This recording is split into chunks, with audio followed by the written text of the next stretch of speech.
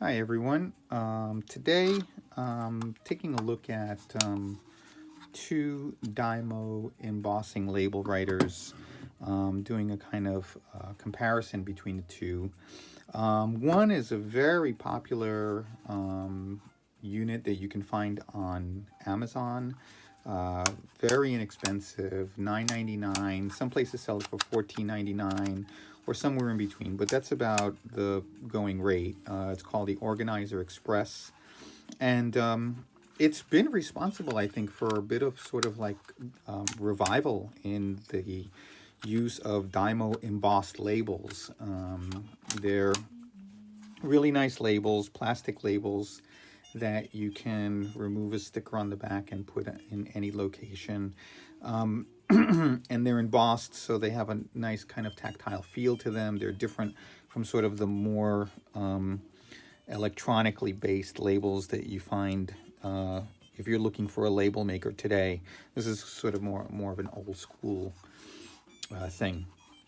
So this I ordered this Organizer Express, and after a while, I decided to look and see if there were any other kinds of Dymo label makers available, and I'll explain to you why in a couple of minutes. And then I found this one on eBay used. This is called a Dymo 1550. I hope you can make that out. Is that in focus? A Dymo 1550 right there. And it's very similar principle, although this is a metal housing. And let's take a look at the two. So the Dymo Organizer Express is a really simple machine.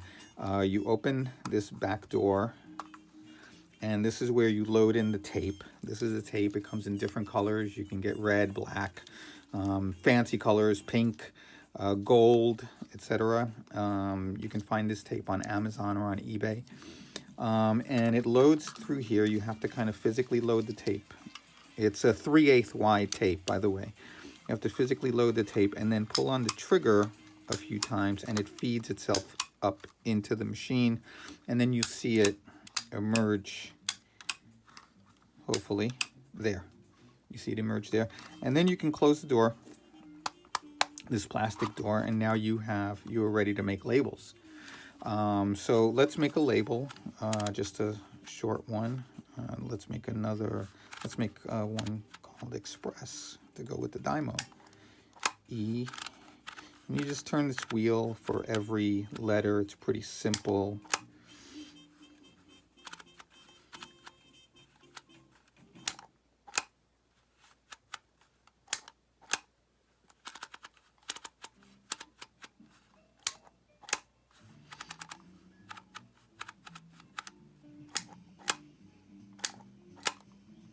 And then once you're done printing out your label, you give it a couple of clicks, and then you go around to where you have this little symbol here, which is a scissor. It's very small. It may not be quite visible. You put that over the center, and then you press down and cut your label.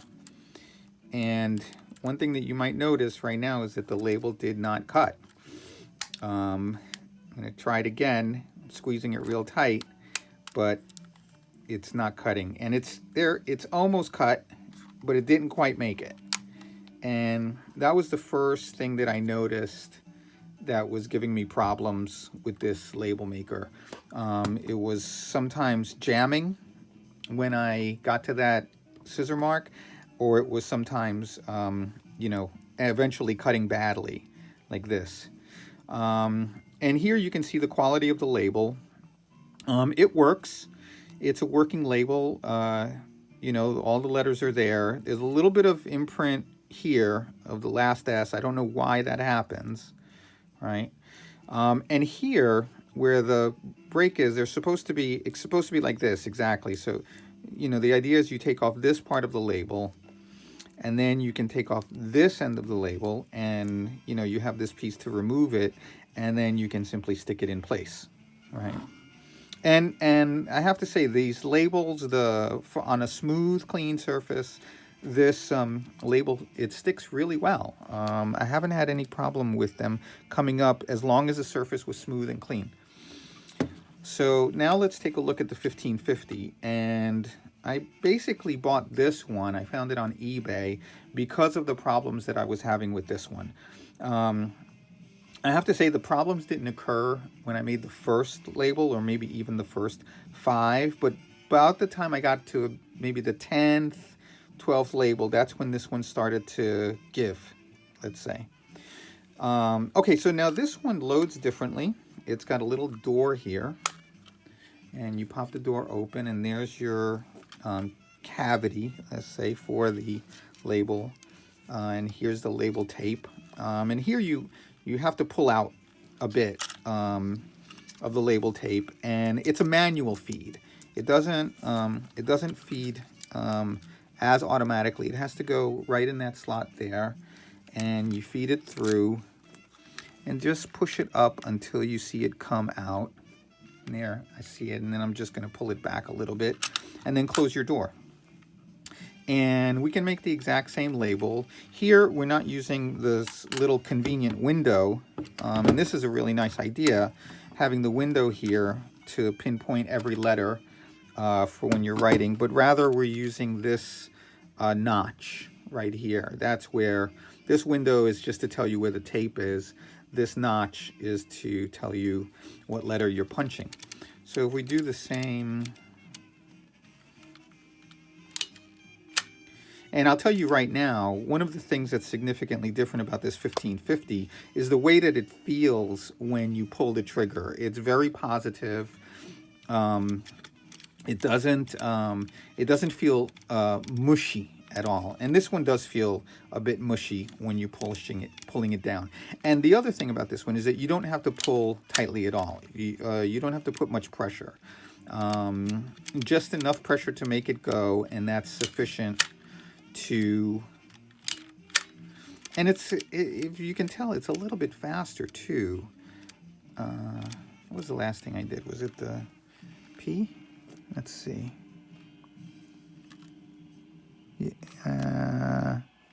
Was it the P or the... Oh, it was the R. Okay. So there I can see the R in the window, and I can actually pull back and forth to figure out what my last letter was. That's nice and convenient also. So we'll go for the E. There we go. And then 2 S's. Bring it back around. Okay, and then on this machine, once you're done with that, doing your letters, you use this wheel here on the side to move it up to 3 spots, and then you'd use this handle on the front to cut. And you can do it pretty firmly, but it doesn't take a lot of pressure, and there it is. It falls right out of the machine practically. And there again is the little tab, so you can pull back and remove your label. All right, very easy. One thing I've noticed, it has stuck a little bit. Sometimes you have to give it a little twist.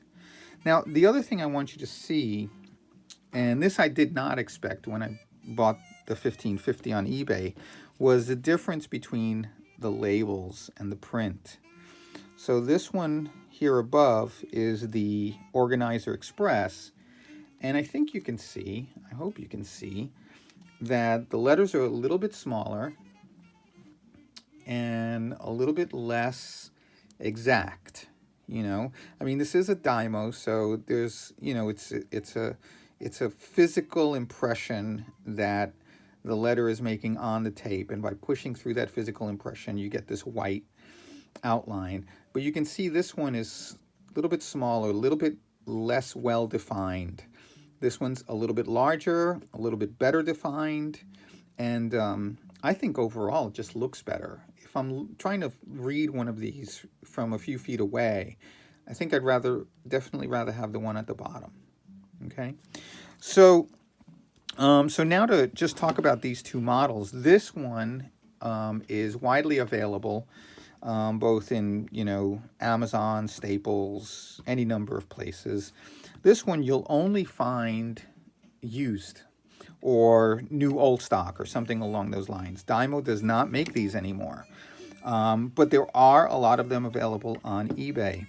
And so I made a list of similar models because Dymo didn't just make the 1550. They made quite a few models in this similar construction, sort of designed with the same features with small modifications. And the following models, so if you're looking, the 1540 looks very similar to this model, but it's plastic. The 1550 and the 1570, as well as these two, I think the M55 and the M10 are all these metal-bodied models with, so it's a combination of metal and plastic together. And then the 1610, I think, is another one that looks like these, but is plastic. The other thing that you can find on eBay, which is quite interesting, and I wanted to show you all this, is that you can also find on eBay older plastic models. And I've not tried any of them, so I don't know how good they are. But it is quite possible that the older plastic models are better than the newer plastic models. So I went onto eBay, and here I'm just going to show you my screen for a moment so you can see the some of the models that are available. There we go. Okay, so I pretty much had to move the camera to get a view of what's available on eBay.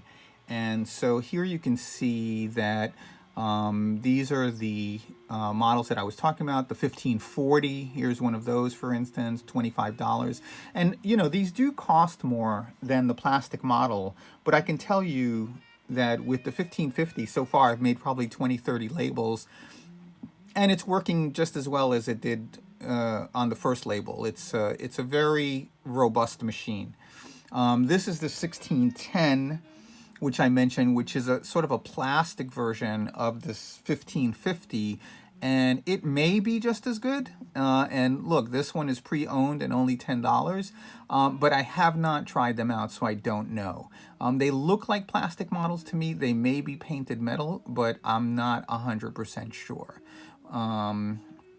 They do use different size tapes often. This one says 1/4 inch and 3/8, and they seem to be good machines. I would definitely try one out if I was, you know, on a budget and wanting one for $10. Here are the old Dymo machines, kind of like the type my first Dymo I had when I was a kid, back in the 70s. This looks like one of those. Here's another one, looks like maybe it's a 1550 or a 1570. Here's a 1540. As I said, there's a lot of these express makers, but I don't think they're very good value if you're looking to use it more than a few times.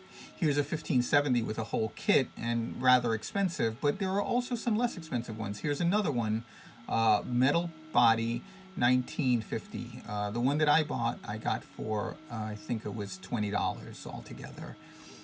Here's one for 15, etc., etc. So I just wanted to show you all the availability of these models on eBay. There may be other locations where they're sold. I don't know. For those of you who are diehards, you may be interested in one of these 1500 models that come with different wheels. And I don't think, for the most part, that these wheels are different letter choices, different alphabets, let's say. I think they're simply replacements in case this one ever goes on you. But I can tell you that from my use of the 1550, I don't foresee, unless I'm just making dozens of labels per day, I don't foresee changing that wheel anytime. Okay, so I think that's about it. If you're interested in a Dymo embossing label maker, and you may already have one of these express makers and thought, you know, this isn't really great, it's not working after a while, or you may have one and it's working perfectly for you, and that's great. But if you're interested in something that is more robust, better made, consider an older label maker that is really made to handle the job of repeatedly making labels one after another, without any